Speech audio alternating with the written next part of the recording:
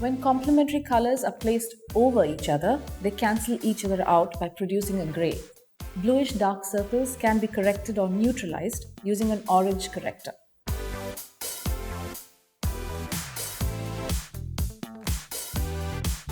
So on Rose, I'm going to demonstrate the use of correctors in color theory.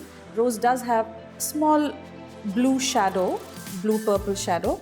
I'm going to use an orange to cancel out the blue because orange is the complementary color to blue. Be careful because as soon as you apply it, you will see the orange as it is. But remember that a foundation will go over this to even further neutralize and bring it all back to balance.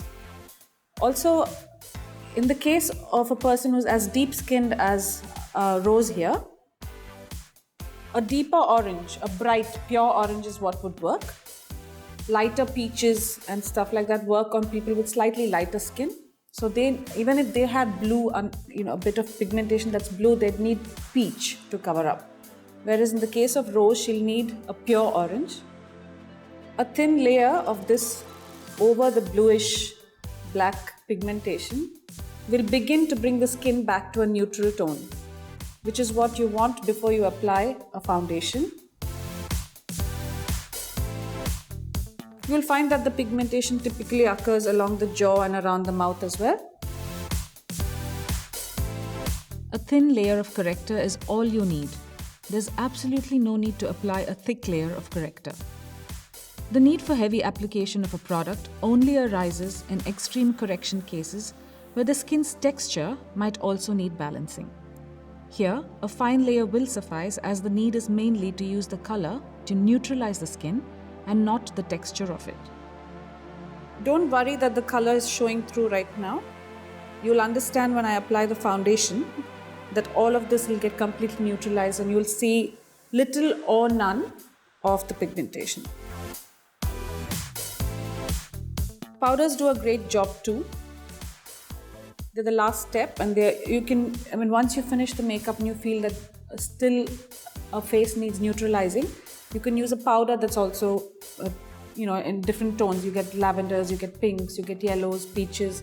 All those are corrective powders. So it's a great way to finish off your look. She doesn't have so much of a pigmentation under her eye, but still just to bring it back to balance, just a little bit in the corner. That's largely where I see any kind of a pigmentation on Rose's face. Now that I have a large portion of her pigmented area covered, I'm going to bring it all back into balance by using a foundation. All I'm going to do is work the foundation over this area and you'll see how the entire place neutralizes to become an even tone that matches with her neck and chest. Again, be careful not to load on the skin with the foundation either. The corrective will be covered as it was evenly applied and in a thin film.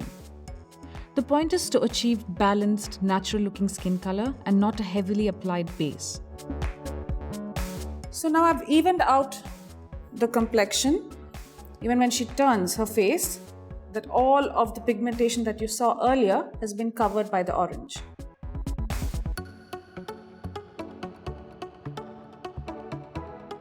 If you watch a lot of videos on YouTube, you will even see that people of her skin coloring may also be able to use lipsticks, which are orange or reddish orange, which also work very well. But as a makeup artist, I would recommend that you buy correctors because these are formulations that are meant for use on the skin. You may be able to use even a sponge to do this, but I'm trying to be a little precise. You may be able to do this step even after your foundation, but the thing is, in her case, it might become too evident that I'm using an orange. Also, another thing you could do is if you're very sure of the foundation that you're going to be using on your customer or client, you could also mix this color into the foundation. That will also bring it back to balance. Using a foundation product that is ideal for the situation and the client, evenly apply in a manner that not only covers up the corrector, in this case orange to cover bluish pigment, but to also seamlessly balance the skin, making it appear natural. It's very important to have a good knowledge of color theory and have it packed actually, so you don't have to think very often. But with practice, you'll be able to do this without much thought. And these are the very basics. So I hope that helps.